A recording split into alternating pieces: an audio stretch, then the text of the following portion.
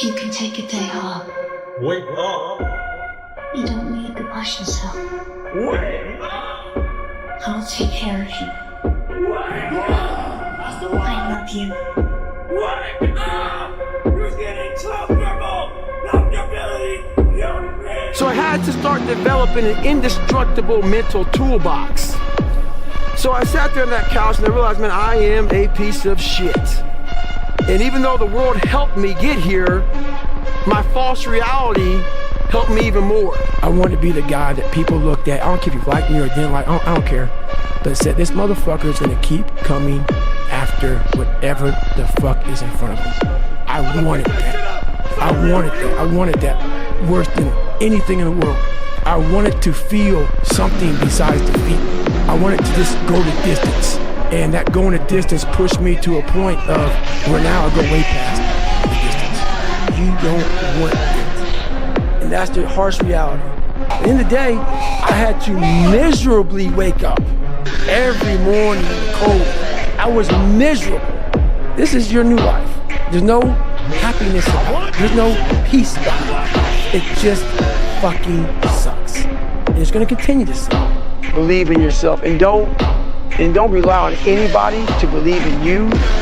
Don't rely on anybody to push you or make you better. Believe in yourself and only yourself, and allow that human being to make you a better person. Where am I at mentally? I look like shit. I feel like shit. I'm falling behind in school. I'm lazy. My house is a mess. You have to look at what it is and call it what it is. Don't ever be ashamed of anything you've done in your life. Face it, fix it, make it better. Everything out there is you're trying to keep up with somebody. You're not trying to find your own self. Every day, you must ask yourself, did I do enough? And that road to success is a bumpy ass fucking road. Learn to not let life hijack your brain. Life will hijack your mind if you let it. Don't allow all these things to make you a lesser person. You must own your mind. Don't let life own yours. Get after and stay hard. This ain't no joke. This ain't no game. Who's gonna carry the motherfucking boats and the logs? I am, motherfucker. I am, motherfucker. I am, motherfucker. I am, motherfucker. You're losing. If you're allowing people and things and situations to own space in your fucking head, you're losing. Life's one big fucking head game. You play with yourself. If you lose, it's because you allow life to get in your fucking head. Man, I've trained 99% of my life alone. No one had me on the back. I did all of the work alone. I have a resume full of fucking motivation. That whenever I'm down, I'm like, oh, hang on, motherfucker. Oh, you know the truth.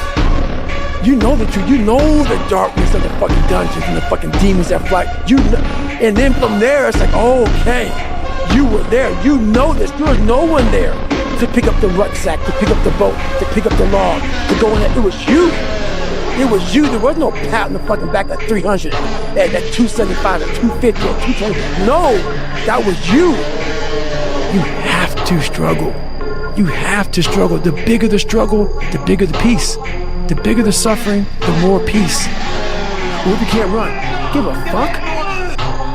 It was never about running. Why do you think I run? It's the worst thing. I hate doing it more than anything. Hey, in case nobody's asked you this today, are you okay? The more you put into anything in life, the more you're gonna get out. Do me a favor and just try it. Fucking try it. I am not like everybody else. I don't want to be like everybody else. I have something inside which is burning. And I look around and this is life and everything I see is not for me. I'm supposed to be something different. I have to be something different. And I'm gonna change my life with bodybuilding.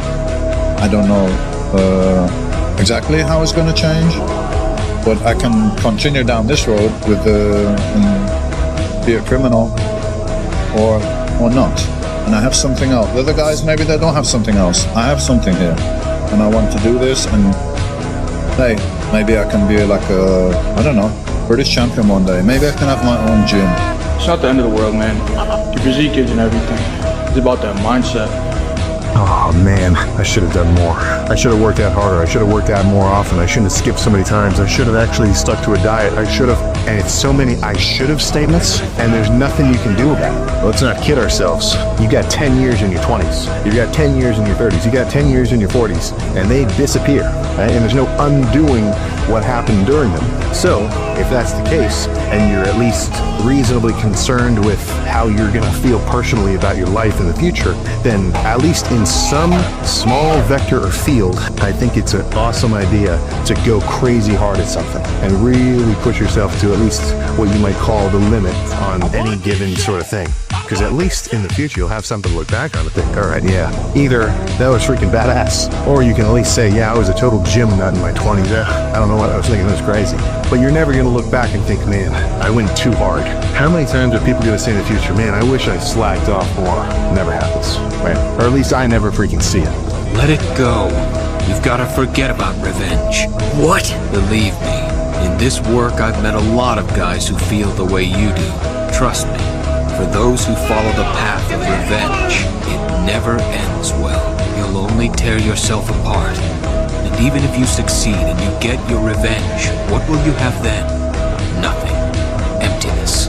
Shut up! What makes you think you know anything about it? It's easy for you to talk. You have no idea! Easy. Just try to calm down. Maybe if I was to kill the most important people in your life, everyone who's ever meant anything, maybe then I'd listen to you. Because maybe then you'd have some idea how I feel. It's an interesting theory, but I'm afraid you're a little late to put it to the test. Everyone you're talking about has already been killed. I've been around longer than you have, kid, and I've seen my share of troubles. At least she treats me like I'm somebody. Yeah, but would she love you if you were nobody? Nobody loved me when I was nobody. I did! It takes a long time for me to fall in love with somebody, and I do that to protect myself, right? You see a lot of relationships out here, people saying, I love you. Like after the first, 2 weeks of knowing each other, you don't love this person. You just barely know them, right? You're barely getting to know this person. You have butterflies every time you see them.